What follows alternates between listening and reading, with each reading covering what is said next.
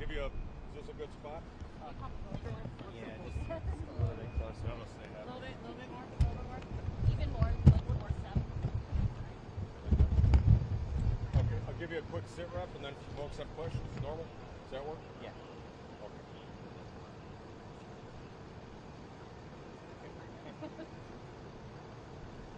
Good, Sam? I'm good. Pretty good? We're good. Okay. All right. Just check. All right.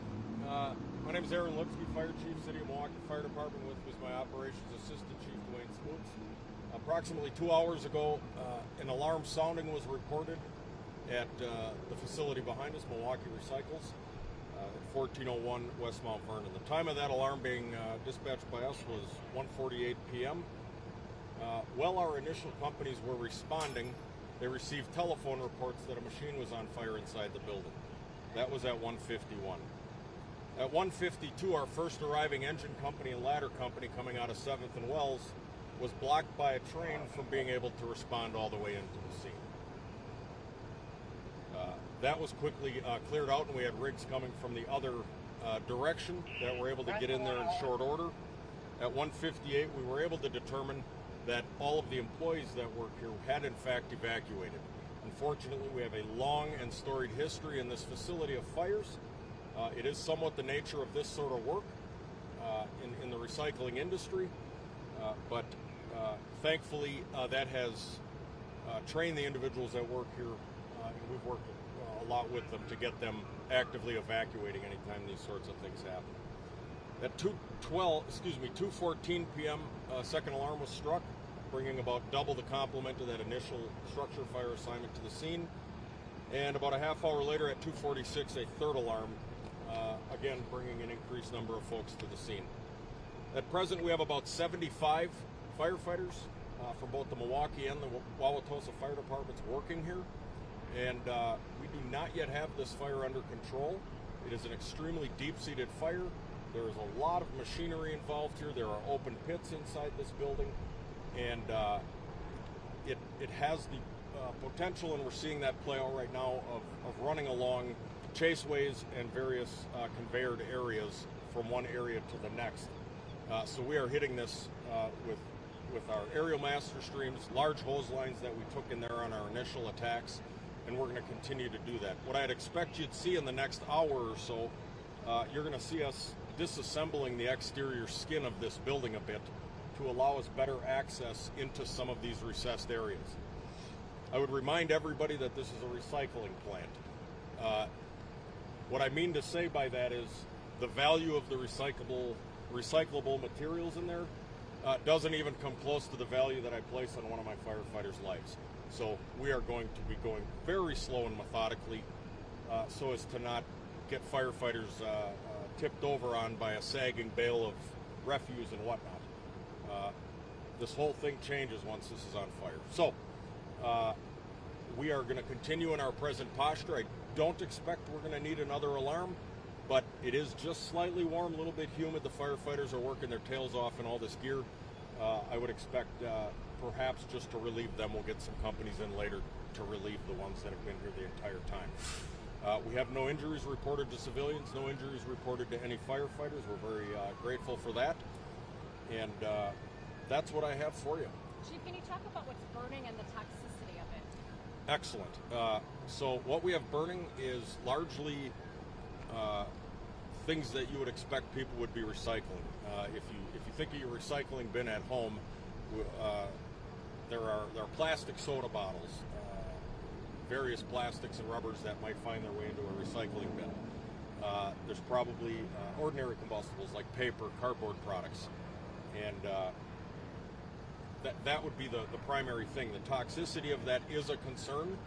So we do have our hazardous materials teams. You can see the wind is blowing largely from the east to the west here. We do have our hazardous materials teams going and taking some air sampling to the west of here. You can see the 16th Street Viaduct here is hit pretty hard with that first blast of smoke, and then it seems to get a little bit more diffuse. But we're going to keep monitoring that, and the ideal circumstance is that in the residential neighborhoods we're not going to have any real problems. Right. Is there any concern for people? Should they be shutting the windows in that area? Yeah, very good.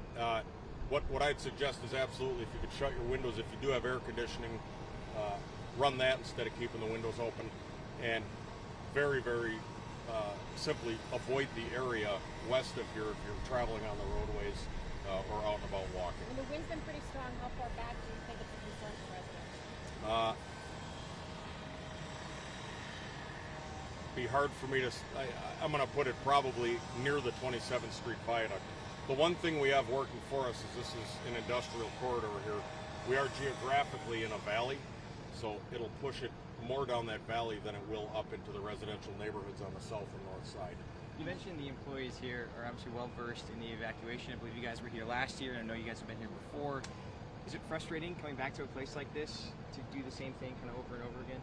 We've put an awful lot of time into working with Milwaukee Recycles to install various fire protection methods that would be fast acting and keep fires very small. It would appear that perhaps a huge chunk of this fire was in an area not protected by those deluges. So this is what we do is we come here and we put the fires out, but I would much rather we didn't have to. You said there was a machine on fire inside. Any on what caused that machine to set on fire? Very difficult to say at this point. I can tell you historically what is happening in these buildings is occasionally a small propane cylinder will get through. They have a very intricate sorting system in there to pull all the different types of materials apart and get them to different areas for processing.